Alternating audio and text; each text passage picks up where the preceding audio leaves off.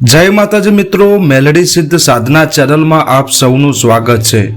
મિત્રો, આજે આપણે એક એવા વિષય ઉપર વાત કરવાના છીએ જેનો અનુભવ ઘણા ભક્તોને પૂજા પાઠ કરતી વખતે થતો હોય છે। શું આપને પણ ક્યારેય એવું થયું છે કે જ્યારે તમે માતાજીની પૂજા કરવા બેસો, દીવો કરો, અગરબત્તી કરો, મંત્ર જાપ કરો અથવા આંખો બંધ કરીને માતાજીનું ધ્યાન ધરો ત્યારે તમને વારંવાર બગાસા આવવા લાગે? શું આવું થાય છે? તો શું આ સામાન્ય બાબત છે? શું આ શરીરની થાકની નિશાની છે કે પછી તેની પાછળ કોઈ આધ્યાત્મિક સંકેત છુપાયેલો છે? આજના આ વિડીયોમાં આપણે આ જ વિષયને સરળ ભાષામાં સમજવાનો પ્રયત્ન કરીશું। મિત્રો, સૌથી પહેલા એક વાત સમજવી ખૂબ જરૂરી છે।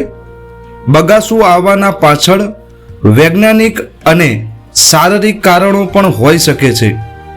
જ્યારે આપણું શરીર થાકેલું હોય, ઊંઘ પૂરી ન થઈ હોય અથવા લાંબા સમય સુધી એકાગ્રતાથી કોઈ કાર્ય કર્યું હોય ત્યારે પણ બગાસું આવી શકે છે। મનોવિજ્ઞાનની દ્રષ્ટિએ પણ બગાસાના શારીરિક થાક અને આરામની જરૂરિયાત સાથે જોડવામાં આવે છે। પરંતુ જ્યારે આપણે આ વાતને આધ્યાત્મિક દ્રષ્ટિથી સમજવાનો પ્રયત્ન કરીએ ત્યારે ઘણા સાધકો અને ભક્તો તેનો અનુભવ અલગ રીતે કરે છે। મિત્રો, જ્યારે કોઈ વ્યક્તિ પૂજા પાઠમાં બેસે છે, માતાજીનું સ્મરણ કરે છે, મંત્રોચ્ચાર કરે છે અને ધીમે ધીમે પોતાના મનને એકાગ્ર કરવા લાગે છે ત્યારે બહારની દુનિયાથી તેનું ધ્યાન હટીને અંદરની દુનિયા તરફ જવા લાગે છે અને જ્યારે મન ધીમે ધીમે શાંત થવા લાગે છે ત્યારે શરીરમાં પણ અલગ પ્રકારની અનુભૂતિ થતી હોય છે। કોઈને શાંતિનો અનુભવ થાય છે, કોઈને આંખોમાંથી પાણી આવી જાય છે, કોઈને શરીરમાં કંપન અનુભવાય છે અને કેટલાક લોકોને વારંવાર બગાસા આવવા લાગે છે। આ અનુભવને માત્ર એક જ કારણથી સમજવો યોગ્ય નથી, પરંતુ જો તમને ખાસ કરીને પૂજા કરતી વખતે જ વારંવાર બગાસા આવે છે અને પૂજા પૂરી થાય પછી તે બંધ થઈ જાય છે તો ઘણા લોકો તેને પોતાની આધ્યાત્મિક એકાગ્રતા સાથે જોડે છે। મિત્રો, આને એક સરળ ઉદાહરણ તરીકે સમજીએ। જ્યારે તમે કોઈ એક જગ્યાએ શાંતિથી બેસો છો, તમારું ધ્યાન માતાજીના સ્વરૂપ ઉપર કે મંત્ર ઉપર કેન્દ્રિત કરો છો ત્યારે તમારું મન ધીમે ધીમે બહારની દુનિયાથી દૂર થવા લાગે છે। આ સ્થિતિમાં શરીર અને મનની પ્રતિક્રિયા દરેક વ્યક્તિને અલગ અલગ હોઈ શકે છે।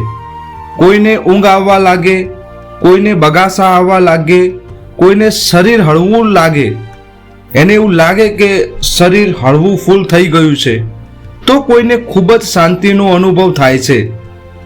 એટલે માત્ર બગાસું આવવાથી એવું નક્કી કરી દેવું કે કોઈ નકારાત્મક શક્તિ છે, કોઈ પ્રેત બાધા છે અથવા કોઈ અશુભ ઘટના બની રહી છે એ યોગ્ય નથી।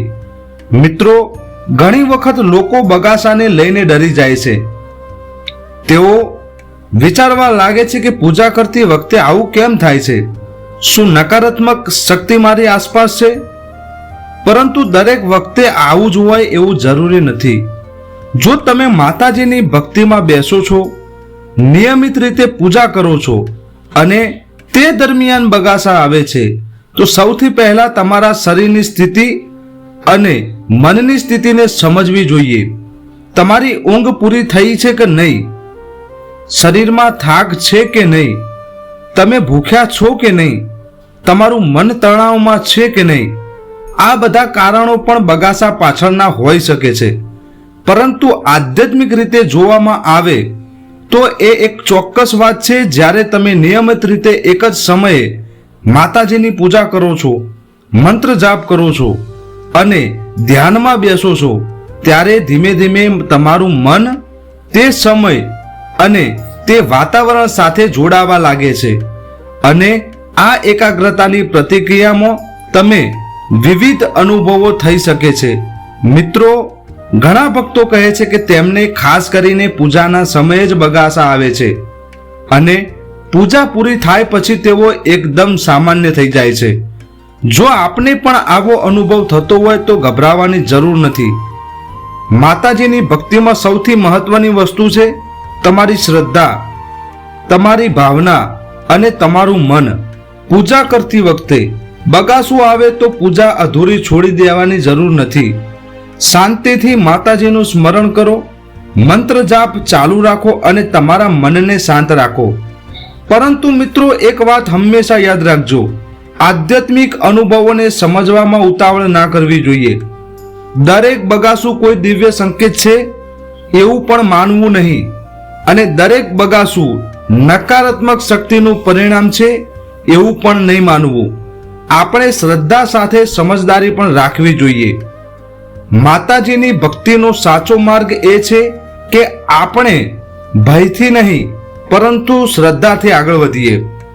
જો માતાજીના સ્મરણથી તમારા મનને શાંતિ મળે છે, તમારા વિચારો સારા બને છે, તમારા જીવનમાં સકારાત્મકતા આવે છે, તો એ જ ભક્તિનો સૌથી મોટો અનુભવ છે. મિત્રો, આજે આપણે જે વાત કરી તે એક આધ્યાત્મિક દ્રષ્ટિકોણથી સમજવાનો પ્રયાસ છે. જો તમને પણ પૂજા કરતી વખતે વારંવાર બગાસા આવે છે તો કોમેન્ટમાં અમને જરૂર જણાવજો કે આપને આ અનુભવ ક્યારે થાય છે.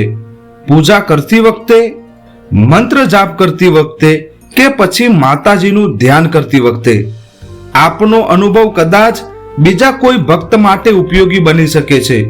મિત્રો, જો તમને મેલડી માતાની ભક્તિ, આધ્યાત્મિક રહસ્યો અને ભક્તોના અનુભવ સાથે જોડાયેલા આવા જ વિડીયો ગમતા હોય તો મેલડી સિદ્ધ સાધના ચેનલને સબસ્ક્રાઇબ કરવાનું ભૂલતા નહીં. વિડીયો ગમ્યો હોય તો તેને ભક્ત મિત્રો સુધી શેર જરૂર કરજો અને આવા જ આધ્યાત્મિક વિડીયો માટે બેલ આઇકન દબાવીને રાખજો. માતા મેલડી આપ સૌની મનોકામના પૂર્ણ કરે એવી મારી પ્રાર્થના. મળીએ નવા વિડીયો સાથે. ત્યાં સુધી જય માતાજી, જય મેલડીમાં. હર હર મહાદેવ.